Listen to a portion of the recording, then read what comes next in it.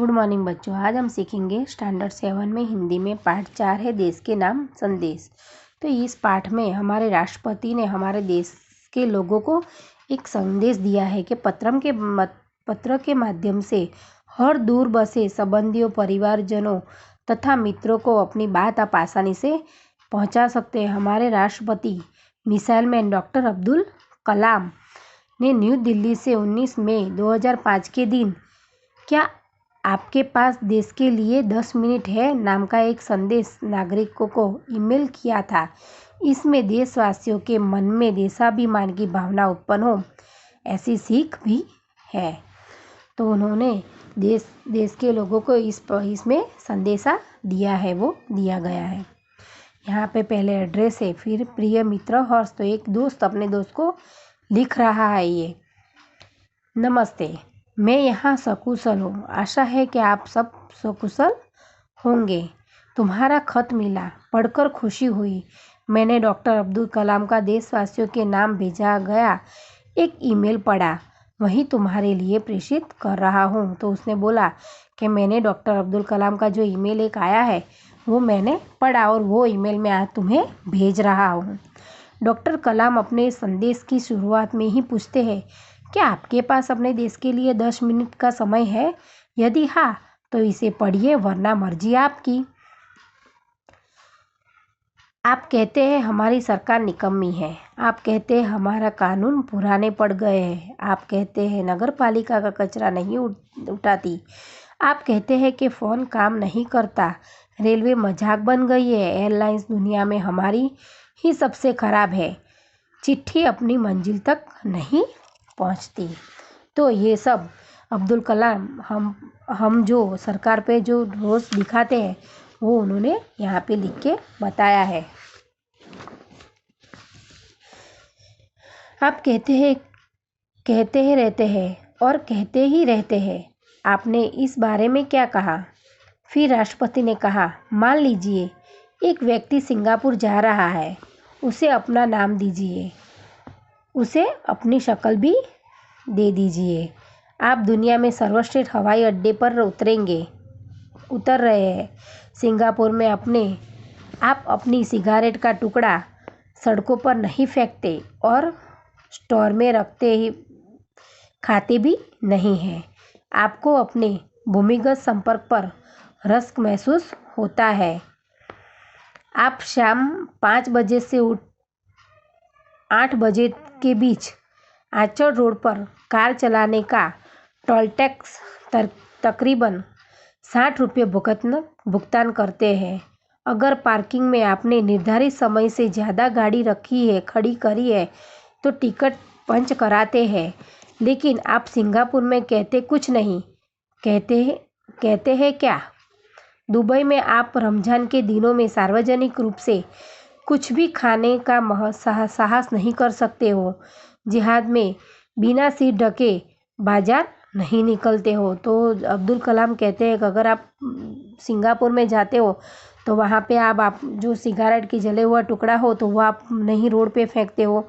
आप वहाँ पे टोल टैक्स भी दे देते हो। आप गाड़ी भी निर्धारित जो समय होता है, गाड़ी रखी हो तो निर्धारित समय में अगर आपने नहीं ले ली तो वहाँ पे आप टिकट पंच कभी कराते हो। अगर दुबई में जाते हो तो दुबई में जब उनके रोज़े चलते हो, यानी कि उनके रमज़ान के जो रोज़े होते उपवास, तो आप सार्वजनिक यानी कि बाहर बाज़ारों में आप नहीं खा सकते हो। आप वहाँ पे अगर मस्जिद में जाते हो तो सर ढककर जाते हो। तो आप बाहर के देशों में उनके सारे नियम फॉलो करते हो। वॉशिंगटन में आप 55 मील प्रति घंटा से ऊपर गाड़ी चलाने की हिमाकत नहीं करते हैं और पलटकर सिपाही से यह भी नहीं कह सकते हैं, जानता है मैं कौन हूँ, मैं फलाना हूँ, मेरा बाप कौन है।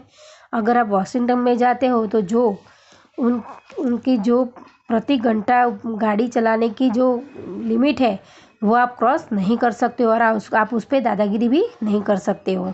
ऑस्ट्रेलिया और न्यूजीलैंड में समुद्र तटों पर आप खाली नारियल हवा में नहीं उछाल सकते हो। टोक्यो में आप सड़कों पर पान की पिक नहीं थूक सकते हो। बोस्टन में आप जाली योग्य प्रमाण पत्र क्यों नहीं खरीदते? मैं आप ही के बारे में बात कर रहा हूँ। तो अब्दुल कलाम हमें कह रहे हैं कि आप अगर जो दूसरों के देश में जाते हो तो उनके सारे नियम फॉलो करते हो, और अपने देश में हम ये कोई भी नियम हम फॉलो करते नहीं है। डॉक्टर कलाम कहते हैं कि आप दूसरों के देश की व्यवस्था का आदर और पालन कर सकते हैं, लेकिन अपनी व्यवस्था का नहीं। भारतीय धरती पर कदम रखते ही आप सिगारेट का टुकड़ा जहाँ तहाँ फेंकते हैं, कागज़ के पुर्जे उछालते हैं। यदि आप पराये देश में प्रशंसनीय नागरिक हो सकते हैं तो यहाँ भारत में आप ऐसा क्यों नहीं बन सकते? तो अब्दुल कलाम हमें कहते हैं।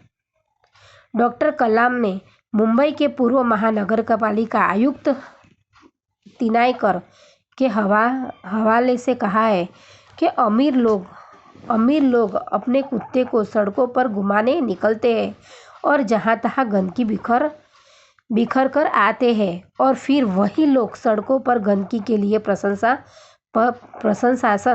पर दोष मढ़ते हैं। यानी कि सब जो कुत्ते रखते हैं वो कुत्तों को बाहर रोड पे ले जाते हैं और वहाँ यहाँ तहाँ गंदगी करते हैं, फिर वही लोग कहते हैं कि ये रोड कितने गंदे हैं, प्रशासन अच्छा नहीं है, वो लोग गंदगी साफ नहीं करते हैं। क्या वे उम्मीद करते हैं कि वे जब भी बाहर निकलेंगे तो एक अधिकारी झाड़ू लेकर उनके पीछे पीछे चलेगा, और जब उनके कुत्ते को हाजत लगेगी तो वह एक कटोरा उसके पीछे लगाएगा? राष्ट्रपति ने मिसाल दी कि अमेरिका और जापान में कुत्ते के मालिक को उसकी छोड़ी गई गंदगी साफ करनी पड़ती है। फिर शासन व्यवस्था के बारे में डॉक्टर कलाम ने कहा कि हम सरकार चुनने के लिए वोट डालने जाते हैं और अपनी सारी जिम्मेदारियां भी उनको उलटाते हैं। तो बोलते हैं कि राष्ट्रपति, अमेरिका में तो ऐसा है कि अगर आप कुत्ते को बाहर घुमाने ले जाते हो तो कुत्ते ने अगर गंदगी करी हो तो खुद को साफ करना पड़ता है। हमारे देश में तो अगर हम वोट देने जाते हैं तो वोट के साथ पूरी जिम्मेदारियां हम उनको दे के आ जाते हैं। हम आराम से बैठकर सोचते हैं कि बस अब हमारे नाज नखरे सरकार उठाएगी। हम सोचते हैं कि हमारा हर काम सरकार करेगी, और हम फर्श पर पड़ा हुआ रद्दी कागज उठाकर से कूड़ेदान में डालने की जहमत तक नहीं उठाते हैं। यानी कि हमने वोट दे दिया, हमने सरकार चुन ली, यानी सब सरकारी करेगी। हम एक कागज़ का टुकड़ा भी अगर कहीं गिरा हो तो हम उसे कूड़ेदान में यानी कि डस्टबिन में डालने की जुर्रत भी नहीं करते हैं। रेलवे हमारे लिए साफ़ सुथरे बाथरूम देगी और हम उन्हें ठीक से इस्तेमाल करना भी नहीं सीखेंगे। डॉक्टर कलाम ने कहा है कि समाज की ज्वलन समस्याओं पर भी हमारा ऐसा ही रवैया है। हम ड्राइंग रूम में बैठकर दहेज के खिलाफ गला फाड़ते हैं और अपने घर में इसका उल्टा करते हैं और बहाना देखिए पूरी व्यवस्था ही खराब है। अगर मैं अपने बेटे की शादी में दहेज नहीं लूँगा तो इससे कौन सा बड़ा फ़र्क पड़ जाएगा।